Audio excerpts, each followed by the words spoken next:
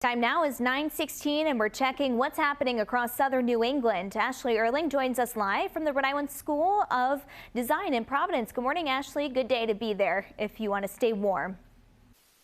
Hey. Yeah, good morning. This is a nice toasty place to be if you want to be somewhere warm. Like you said this morning, no snow inside. Don't worry about it. We are here at the RISD Art Museum.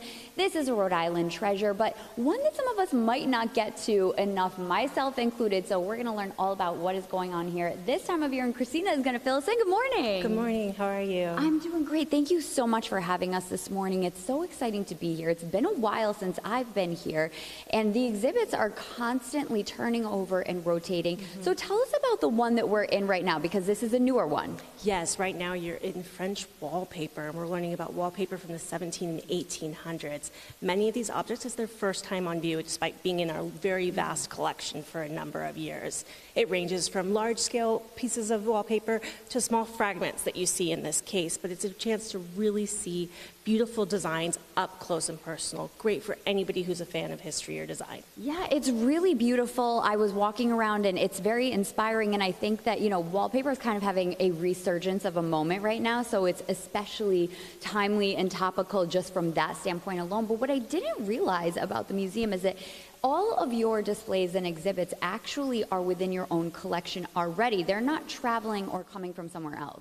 Correct. RISD has an incredibly large collection, and it's wonderful to dive into many aspects of it. And this is just one moment that's very focused on a specific technique, material, and style in a period of time. But we have lots of exhibitions all over that combine ranges, both contemporary with the ancient past. We have exhibitions from all over the globe that are really a chance to see the ways people can be inspired by art and engage with culture. And you actually have a couple of really big weekends coming up too, because you do a lot of programming. There's the MLK weekend, and then another big one that you have coming up in February. Tell us more about those.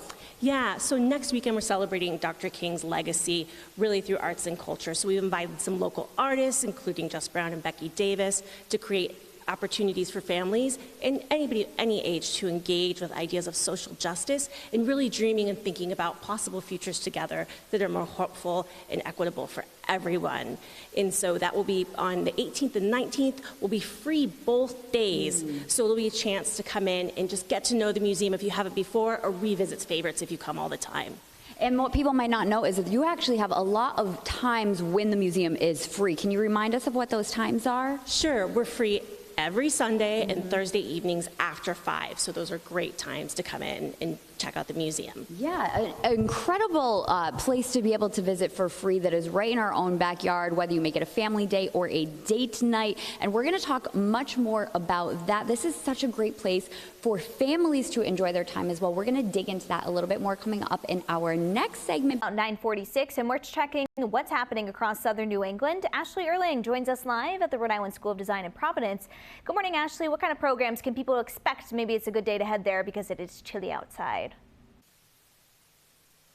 Absolutely. This is definitely a place you want to be today or any weekend or any day. If you are looking to get in from the cold, it's nice and toasty in here. And Kat is going to tell us more about all of the family and children's programming, because you may not think to bring your family, but this is actually the perfect place to bring your family, right? Couldn't agree more. I have 2 kids myself, and I love bringing them to the museum. So I'm an artist educator here, and I help facilitate the Tours for Tots programs, as well as See and Sketch. So Tours for Tots is for the younger kids, helps give them a really amazing introduction to the museum, teaches them how to be in the space safely and to have a lot of fun. We do a lot of sort of process consideration of a lot of the works in the collection, and we always do an art making activity and sort of careful looking at the piece that we're focusing on for the day. And then in See and Sketch, which is for slightly older kids and their adults, we do a more sort of deep dive into a few pieces or one piece, thinking about what the artist was considering and then how it might relate to some other sort of works in the museum or their own work. And I was seeing, you know, in one of the other rooms that we were in earlier, there's some really cool prompts and, you know, explainers on how to even enjoy a museum, which not only is great for kids, it's great for adults who maybe even are intimidated to go to a museum. Absolutely. So in my programs, I always try to focus on the idea that it's for everybody, for the kids and their adults.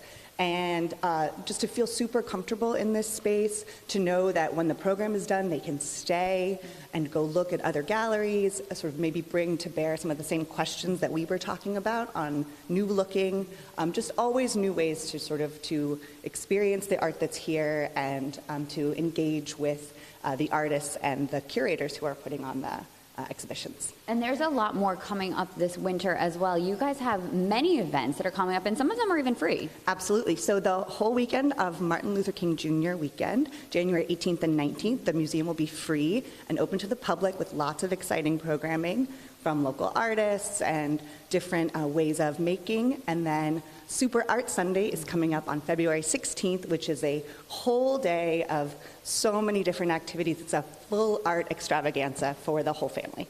It sounds so fun. Just a great place to go any time of year. And you know, the kids really do engage with it. They really do. And honestly, for me, it's so rewarding to see and hear what kids how they interact with the works of art. They often see things that I haven't seen myself. It's always such a fruitful conversation. It's the most fun.